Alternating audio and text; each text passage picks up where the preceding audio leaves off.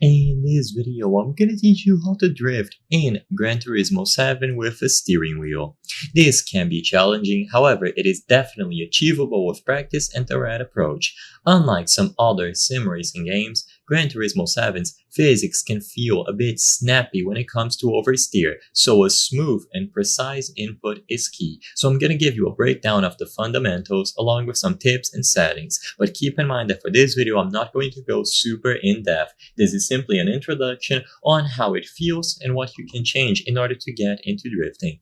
So first, I recommend changing these event settings when you want to practice. You can go into a time trial and use these settings. The reason why these settings in particular are recommended is because they have a very realistic feeling. So the tire wear rate at 1x, the fuel consumption rate at 1x, and the grip reduction off track on real. And you will be able to simulate a very realistic experience. Now, when it comes to the fundamental drifting techniques, first, manual transmission is key. While you can drive with automatic, having full control over your gears is crucial for initiating and maintaining drifts.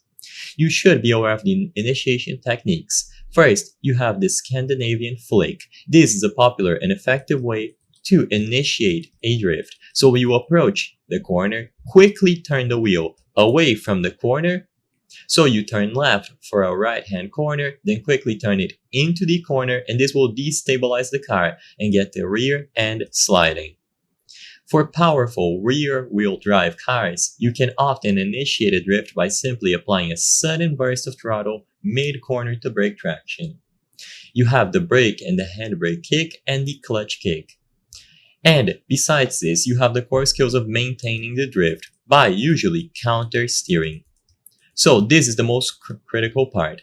As the rear of the car slides, you need to quickly turn the steering wheel into the opposite direction of the slide. This counter steering allows you to control the angle of the drift and prevent a full spin. The wheel will often self-correct to some extent, so sometimes letting go of the wheel and then grabbing it at the right angle can help. Throttle control is equally important. So you should use more throttle to widen your drift angle and increase speed, and you should use less throttle to reduce the drift angle and help stabilize the car. As you feel the traction returning, gradually straighten the steering wheel in the direction of the slide and smoothly apply throttle to drive out of the corner. I hope I was able to help you on how to drift in Gran Turismo 7 with steering wheel.